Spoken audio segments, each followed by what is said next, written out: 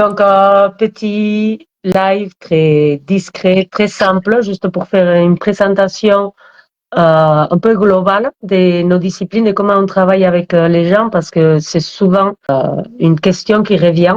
On parle de santé, mais c'est tellement global. Et nous, on voulait faire ces lives surtout pour expliquer que nous, on travaille beaucoup sur la compréhension de comment on fonctionne. Plutôt, on n'est pas là avec une baguette magique, à faire de la magie et à guérir des gens, mais on est plus à transmettre des outils que les gens peuvent utiliser pour prendre le pouvoir de leur santé, pour vivre mieux au jour le jour en comprenant ce qui se passe et comment on fonctionne. Donc, globalement, l'idée serait ça, de devenir autonome et maître de sa santé. Alors, est-ce que tu peux te présenter? Alors, moi, c'est Beltane et je pratique une méthode qui s'appelle Feldenkrais, qui a un nom pas très facile à prononcer, mais ça vient avec le temps. Je travaille surtout, moi, le point de vue de mon travail, c'est surtout l'utilisation du corps, le mouvement, la posture, tout ce qui est lié à l'organisation du corps et du mouvement. Moi, c'est Violaine. De l'homme, je suis naturopathe et j'ai développé une méthode pour aller en conscience dans son corps, pour déjà comprendre comment il fonctionne et après le vivre vraiment à l'intérieur. Pas juste je fais et on m'a dit de faire. Voilà, un peu en gros, pour aller plus vite. Donc, ce live, c'était aussi donc pour aborder effectivement comment est-ce qu'on avait cette approche, c'est ce que tu disais, de notre corps. Pourquoi c'était essentiel en fait? C'est quoi en fait? Pourquoi est-ce qu'on c'était important de comprendre ce corps avec lequel on vit sur cette terre? Est-ce que tu pourrais en parler un petit peu, toi, ton point de vue? Pourquoi est-ce que c'est important pour toi de comprendre en fait ce corps? Pourquoi? Parce qu'il y en a. Pour moi, ça va très rapide. C'est juste pour être autonome, parce que souvent on est un peu comme victime des circonstances. Donc c'est vraiment de sentir qu'on reprend le pouvoir et qu'on a quelque chose qu'on peut faire sans se dire, voyons, qui c'est qui peut me sauver? Mais plutôt, qu'est-ce que moi je peux faire? Exactement. C'est un peu pour comprendre son langage, un petit peu pour se dire, tiens, j'ai tel signaux, qu'est-ce qu'il veut me dire? Est-ce que j'ai la carte de la compréhension pour pouvoir l'aider? Il ne s'agit pas de ne jamais tomber malade, parce que ce n'est pas ça non plus. C'est aussi quelle capacité nous avons, justement, est-ce que si j'ai un rhume, ça dure 3 mois ou ça dure 3 jours, ou quelle capacité j'ai d'agir face aux circonstances, parce que les choses arrivent. Il y a des chocs, on peut tomber malade, on peut avoir des problèmes. C'est pas parce qu'on a mal fait les choses, ça arrive. Mais c'est qu'est-ce qu'on fait ensuite? Voilà. La fatigue, la maladie, les douleurs, c'est réussir un peu à décoder les signaux pour savoir si on peut agir ou pas pour améliorer, pour rapidement effectivement sortir de cet état-là. Avec ta méthode, qu'est-ce que ça va être le travail essentiel? Pour nous, le travail essentiel, c'est d'abord de comprendre comment on utilise notre corps au niveau du mouvement, de la posture, comment on agit dans ce monde, et pour d'abord comprendre quelles habitudes sont limitantes, on va dire, dans notre vie quotidienne, et comment on peut trouver des façons plus efficaces et plus agréables, parce qu'il y a toujours une notion de plaisir dans tout ce qu'on fait, d'agir dans le monde.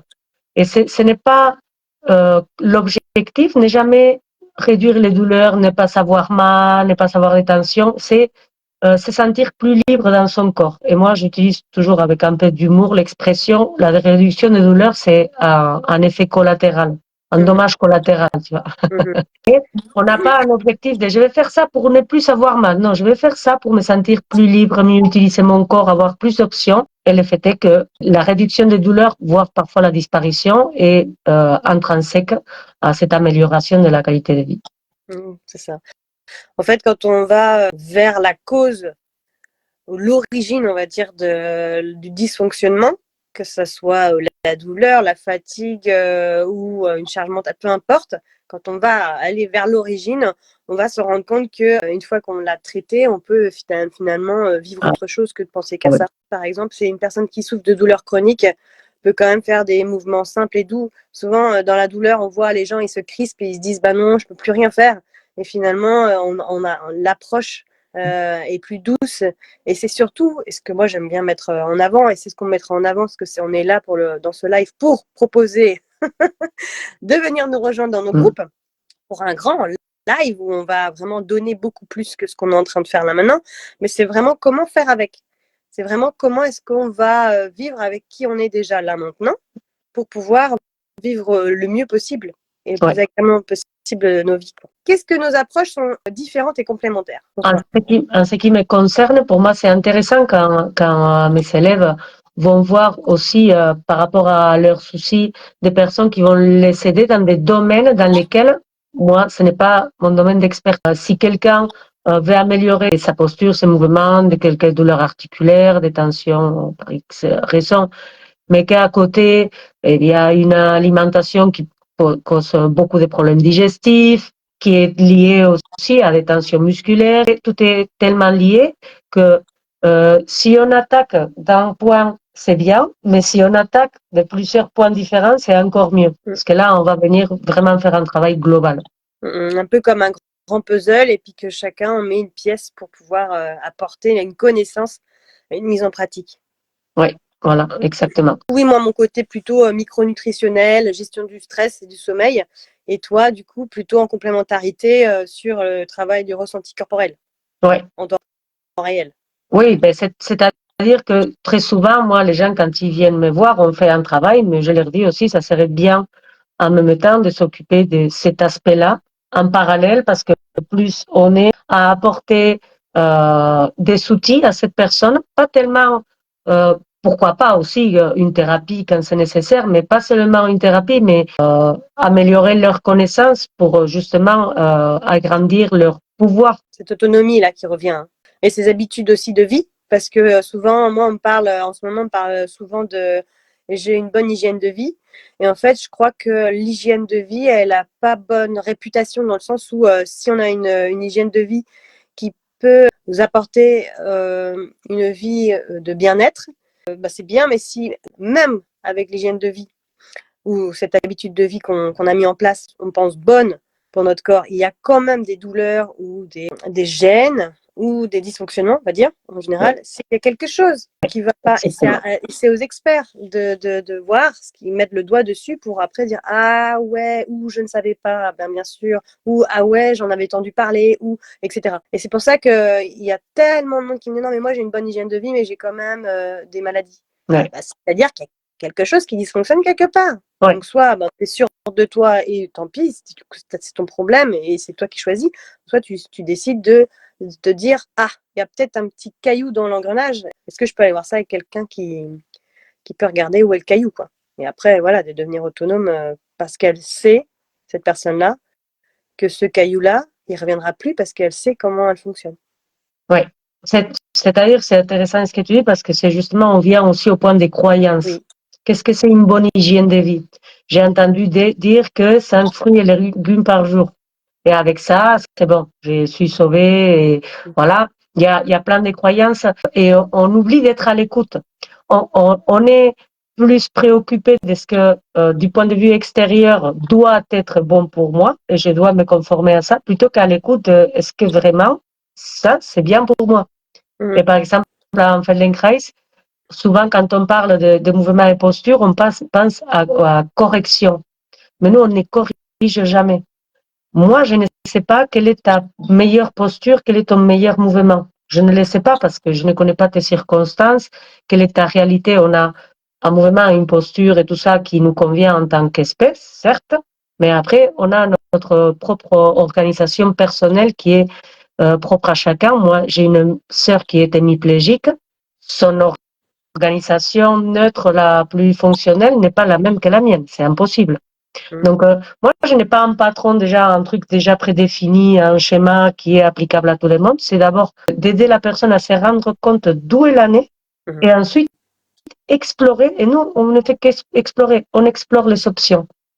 Et au fur et à mesure de l'exploration, on a ce que moi j'appelle un catalogue qui s'enrichit. Et plus on a d'options, plus on a des choix dans la vie, je pense que clairement, parce que plus on peut s'adapter à différentes circonstances, moins on a d'options, et c'est souvent ce qui se passe dans un mode de vie quotidien où on est plus connecté, on est plus à l'écoute, on commence à automatiser des schémas sans vraiment se rendre compte qui sont préjudiciables. Et ça devient notre seule option. Donc, on ne sort pas parce qu'on ne sait pas faire autrement. Donc, d'abord, je prends conscience d'où je pars et après, j'explore les différentes options pour apprendre à faire autrement. Et ben c'est là qu'on se rejoint vachement, hein, c'est qu'on tire toutes les deux sur un fil rouge. On ne peut pas savoir. Moi, quand on me demande qu'est-ce que c'est la meilleure alimentation, qu'est-ce qu'il faut. En fait, comme on est tous, et comme tu dis, on est tous fait pareil à l'intérieur. Si on regarde au microscope, on voit bien, on est tous fait pareil, mais on a tous nos croyances, nos schémas de vie. Nous, on a notre œil d'expertise de voir quand quelqu'un arrive, les dysfonctionnements. Mais en même temps, on peut pas dire sans avoir, sans que la personne ait fait ses propres expériences, que ce soit ça ou ça qui leur convienne. C'est eux qui vont apprendre à décrypter les signaux de leur corps. Nous, on n'a pas cette mainmise-là. Personne, finalement. C'est ça, c'est ça notre force, quelque part. Enfin, en tout cas, ce qui me fascine, moi, c'est vraiment ce que toi, de ce que tu parles, moi, ça me résonne beaucoup, parce que c'est vraiment cette écoute corporelle. On a toutes les deux, quoi. Vraiment très fortement. Moi, ce que je propose souvent, c'est comme exercice, faites-le ceux qui regardent ou en replay, bref, n'hésitez pas à poser des questions, surtout c'est important, on sera là pour y répondre. C'est de faire une pause après avoir mangé, fermer les yeux et d'écouter ce qui se passe. Vraiment juste 5 minutes, quoi. Et juste regarder, quoi. Juste regarder, est-ce qu'on se sent bien, pas bien, fatigué, en forme, on a mal au ventre, pas mal au ventre, le ventre fait du bruit, on a chaud, on a froid, enfin, tous ces trucs-là pour voir si, juste, pas pour tirer des conclusions, mais juste faire une pause, juste à l'écoute. Mais, je te remercie parce que je ne l'ai jamais fait, maintenant je vais le faire. Je prends note. Comme elle a donné un petit conseil, le temps qu'elle revienne, moi aussi, je peux donner un petit conseil à mettre déjà en pratique. On a souvent entendu parler de l'importance de bouger, de ne pas rester trop longtemps assis. Rien que ça, si on passe de passer des heures assises à je dois travailler 8 heures assis, mettons. D'accord, tu vas travailler, tu n'as pas le choix. C'est comme ça, ton boulot, il est comme ça. Rien ne t'empêche de bouger, même quand tu es en position assise, de changer la façon, mais de changer de façon consciente, pas j'ai tellement mal que maintenant je suis obligée de changer. Et quand on a un travail très prenant, je conseille toujours de mettre une petite alarme pour dire oh, c'est l'heure de bouger.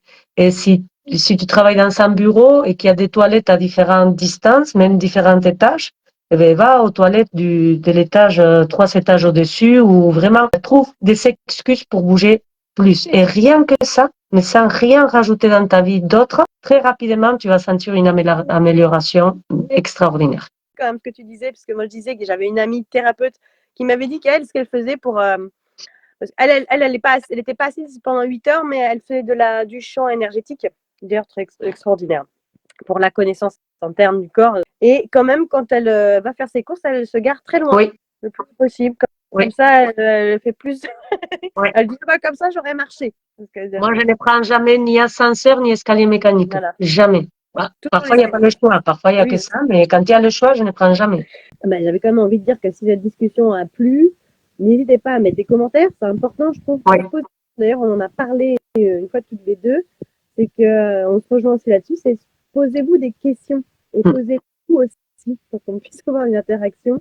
De se discuter avec bienveillance. Voilà, il n'y a pas de jugement, il n'y a pas de critique. On a tous des points de vue différents. On a tous des vies différentes. Et c'est ça qui nous nourrit. C'est des questions qui ne sont pas obligatoirement avec des réponses. C'est vraiment cette destination-là. C'est on se pose une question et ça permet vraiment d'avoir une résonance sur notre chemin, sur notre parcours. Quoi.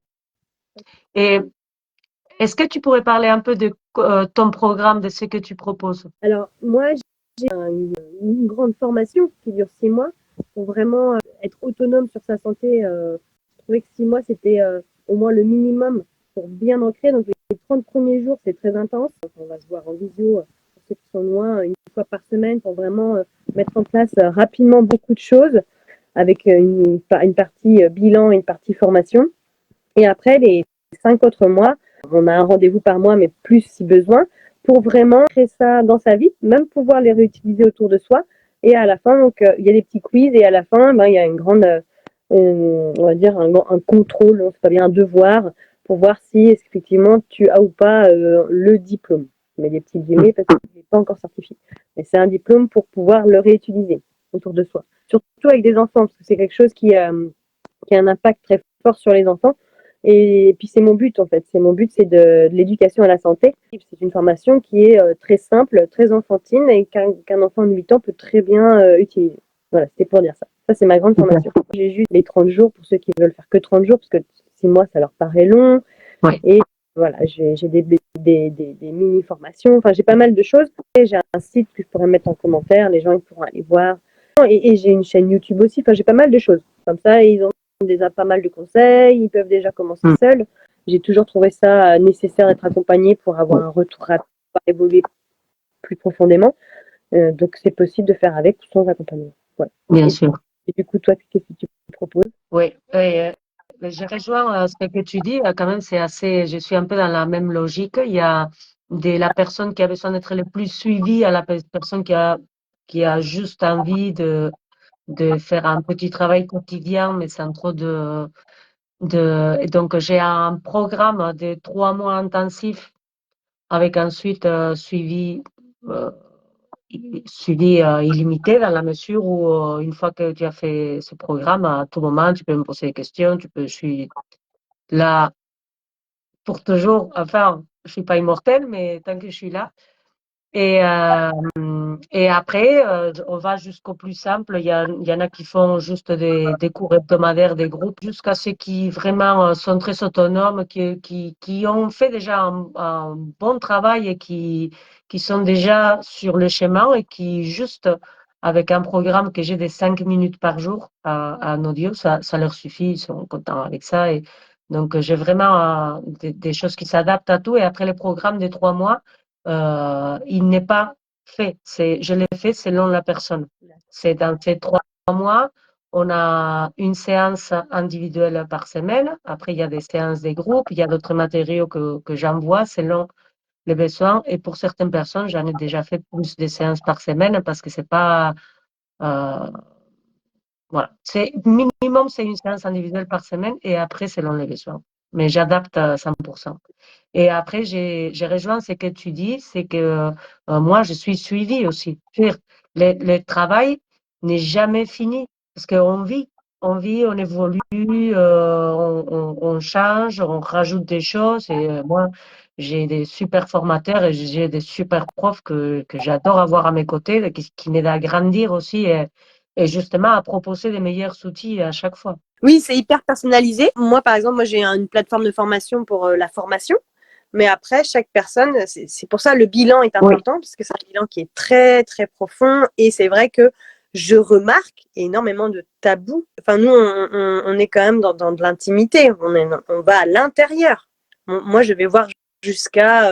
on part du passé pour arriver jusqu'au présent et voir qu'est-ce que tu as envie dans le futur. On me dit souvent, bah, moi, je veux être en pleine forme, vivre en pleine forme, pas être une charge pour mes enfants. Ça revient régulièrement. Être une mamie en pleine forme et ou bon un papy, bon il y en a un peu moins. Mais on va quand même rattraper le passé pour se dire qu'au moment présent, maintenant, on vit pour nous maintenant quoi. Et qu'on a oui le passé, oui bah on a le passé qu'on a et on va aller l'accepter. Si moi j'ai 20 kilos à perdre par exemple et que je suis donc dans ce passé proche qui dit bah oui mais j'ai 20 kilos parce que ça fait un an. D'accord, ok ça fait un an, ok d'accord, tu as eu tang, ok on coche bien les cases des dysfonctionnements que ce soit psychologique, de son entourage ou même physique dû à une opération. Et maintenant aujourd'hui qu'est-ce qu'on va mettre en place? Et on va voir rapidement si ça te convient. Si ça te convient pas, et ben on mettra ça ou ça. Et puis c'est toi qui vas aller comme une palette de peinture, dire bah tiens je vais manger un peu de rose, un peu de jaune, et puis tiens je vais voir. Et de se rendre compte que moi j'ai une personne, ça faisait je sais plus combien de mois. Elle m'a dit en mois 15 mois qu'elle avait pris je sais pas combien de. Enfin, bon, elle avait un certain âge, donc elle se disait que ça allait être compliqué. Elle était déjà ménopausée depuis longtemps et la croyance des femmes, c'est qu'après la ménopause, c'est difficile de perdre du poids. Et donc, elle a été voir plein de personnes, des diététiciennes, etc. Et je lui ai dit, moi, je n'ai pas de baguette magique. On va juste appliquer la formation telle qu'elle.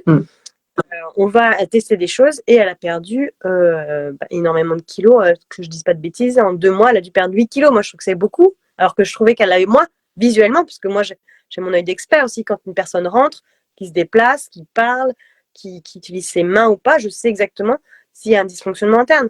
Et moi, je trouvais qu'elle avait pas plus que ça de poids, mais elle avait besoin pour se sentir bien. Donc, il y avait cette... Et donc, du coup, pour moi, voilà, elle a perdu rapidement du poids. Et elle a trouvé ça extraordinaire. Elle peinait à monter les escaliers, elle soufflait la première fois que je l'ai vue. La deuxième fois que j'ai vue, je l'ai laissé passer devant moi, j'ai 2 étages, et elle sautillait en me parlant. Elle arrive, elle enlève son manteau, je la regarde, je fais waouh. Elle me dit quoi? Et j'ai dit t'as peut-être pas remarqué, mais d'un rendez-vous à l'autre, tu n'es plus la même. Ouais, bah oui, parce que on remarque pas soi-même parfois notre évolution aussi. Oui, d'où l'importance, comme tu dis, et ça moi je l'ai fait aussi, c'est de bien comprendre quel est le point de départ. C'est ça. Parce que quand une personne retrouve plus d'essence dans son mouvement et ses postures et tout ça, elle n'est pas forcément consciente parce que ça y est, c'est devenu ma nouvelle manière de faire et je la trouve plutôt, entre guillemets, naturelle. Alors que il y a 3 mois, c'était pas du tout comme ça. Donc, nous, on met beaucoup l'accent sur la conscience de où on en est, parce que c'est important de se rendre compte de l'évolution. C'est quelque chose que tu peux l'utiliser si tu en es conscient. Alors que si tu sais pas ce qui s'est passé, quelque part, tu es encore dépendant de quelqu'un d'extérieur qui vient te donner les outils. Qui est bien aussi, hein. C'est bien d'être accompagné aussi, mais c'est bien aussi de sentir qu'on a le pouvoir. C'est ça, exactement. Et c'est quelque part aussi cette sensation que j'ai qu'on veut toujours plus. On a un objectif défini, on a un point de départ. Et puis, dans l'évolution, je vois bien que c'est... Mais moi, j'ai envie d'être en pleine vitalité. Mais tu es déjà en pleine vitalité. Ah bon? Bah oui, regarde, tu dors mieux, tu manges mieux, tu fais du sport, alors que tu n'en as jamais fait de ta vie. Enfin, je veux dire, ça y est, quoi. Tu te sens mieux avec tes enfants. C'est chouette. Mais on veut quand même plus. Elle a plus de rhume depuis 1 an. Et à chaque fois, elle me dit « Ah, c'est dingue, mais j'ai pas eu de rhume depuis 1 an. Puis je te connais. » Et c'est pas un gage de réussite, c'est pas ça que je veux dire. Mais je veux dire, on est toujours dans l'idée d'imaginer ce que c'est d'être en pleine vitalité, en pleine forme. Alors que c'est déjà ce qu'on est là maintenant. C'est déjà comment je me sens là. De quoi j'ai besoin tout de suite? Est-ce que c'est OK? Ouais, c'est OK. Mais de faire ça, là, de faire ça, ce que je fais, là, je le fais maintenant parce que j'ai appris à le faire, mais comme c'est difficile de se faire face, comme c'est difficile quand on est des femmes angoissées et avec beaucoup de stress, comme c'est difficile de se faire face. Ouais. C'est-à-dire qu'il y a comme tu disais, être conscient d'où on vient, être conscient d'où on en est, tout ce qu'on a réussi à faire, mais aussi, pourquoi pas, toutes les possibilités d'amélioration qui restent encore, sans que cela reste l'impression de ne pas être arrivé. Non, ça n'existe pas d'être arrivé. C'est un parcours, on vient de là, on a été là, on est conscient. Maintenant, on est là et on est conscient de tous les pas en avant qu'on a fait. Et on est aussi conscient d'à quel point on peut encore s'améliorer. Voilà.